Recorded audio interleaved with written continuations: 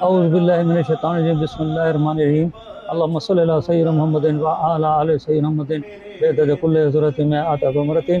آج کا میں موضوع ہے کربلا کی مٹی کو نبی صلی اللہ علیہ وسلم نے کیوں چوما۔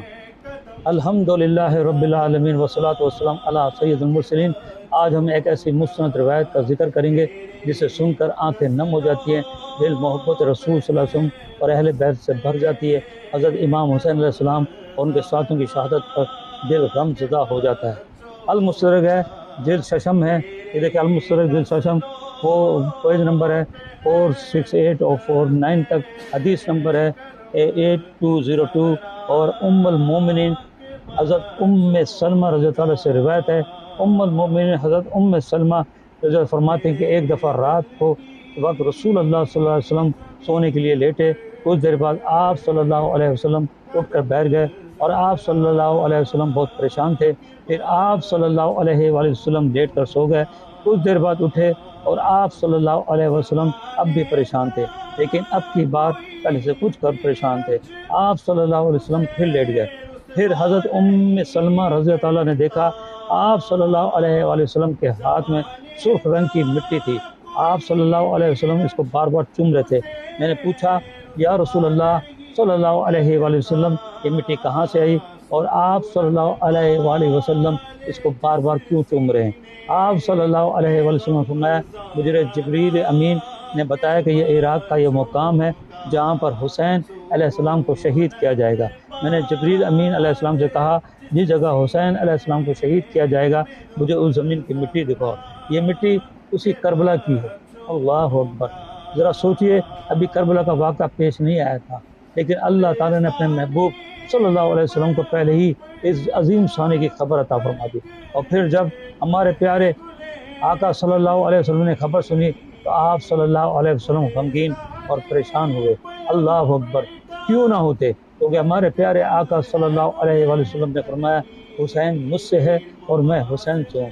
پھر ہمارے پیارے آقا صلی اللہ علیہ وسلم اس سرزمین کی مٹی کو اپنے ہاتھوں میں لے کر دیکھا، کیا منظر ہے۔ ہمارے پیارے آقا صلی اللہ علیہ وسلم کا صبر دیکھیں۔ اللہ نے سے نہیں فرمایا اللہ تعالیٰ تو اس شہادت کو ٹال دے، تو کائنات کا مالک ہے، تو ہر شے پہ قادر ہے، تیرے حکم کے بغیر زندہ نہیں، پرندہ پر نہیں مار سکتا، تو ہی پیدا کرتا ہے، تو ہی مارتا ہے، میں تو تیرا حبیب ہوں، میں حسین سے اور حسین مجھ سے ہے، لیکن ایسا نہیں فرمایا۔ اگر فرما دیتے تو کیا شہادت امام حسین کی ہو سکتی تھی؟ نہیں، اللہ تعالیٰ تمہارے آقا صلی اللہ علیہ وسلم کی ہر دعا سنتے تھے، قبول کرتے تھے، بلکہ اللہ کی رضا میں خاموش رہے۔ اللہ اکبر، یہ تو حبیب خدا ہیں، اللہ کے محبوب ہیں، لیکن کیسی آزمائش ہے۔ اللہ اکبر، وہاں حضرت ابراہیم علیہ السلام کو قوم میں بشارت ہوتی ہے کہ آپ اپنے بیٹے کو قربان کر دو۔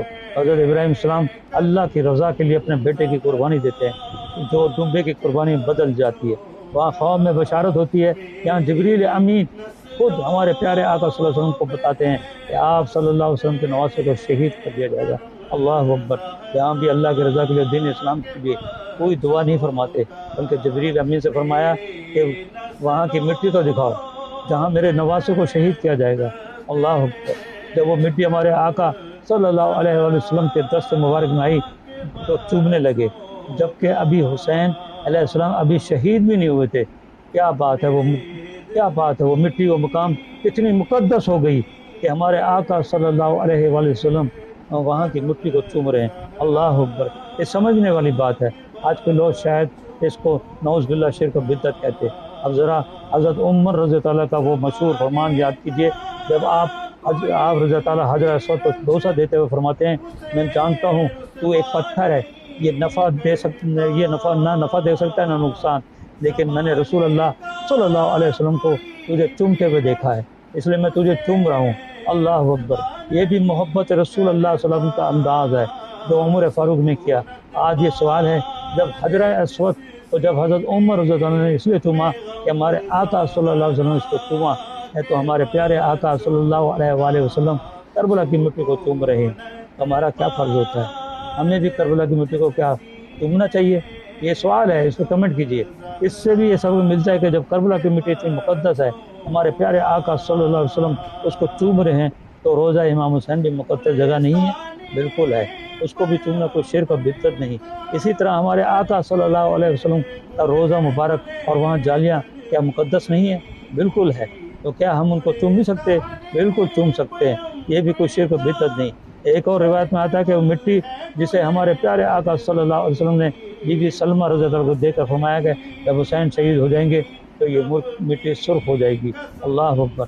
آج کے اس بیان کا پیغام یہی ہے، اپنے دلوں کو محبت اہل بیت سے زندہ رکھیں، حضرت امام حسین کی قربانی کو یاد رکھیں، ساتھ میں ہمارے پیارے آقا صلی اللہ علیہ وسلم کی اور کربلا کی مٹی کو چوم کر یہ میسج دیا ہے کہ کربلا والے بہت ہی محترم ہیں، پیارے ہیں اور ہمارے آقا صلی اللہ علیہ وسلم کے دلارے ہیں۔ تم بھی اسی طرح احترام اور محبت کرو جس طرح ہمارے آقا صلی اللہ علیہ وسلم نے کیا۔ اللہ تعالی ہمیں رسول اللہ صلی اللہ علیہ وسلم اور اہل بیت اطہار حضرت امام حسین کی سچی محبت نصیب فرمائے، آمین۔ ہمیں ان کے راستے پہ چلا جن کا انعام ہوا، ان کے راستے پہ چلا ان کا غضب ہوا۔ اللہم صلی اللہ سیدنا محمد وعلی آل سیدنا محمد بعدد کل ذرۃ من عطاک۔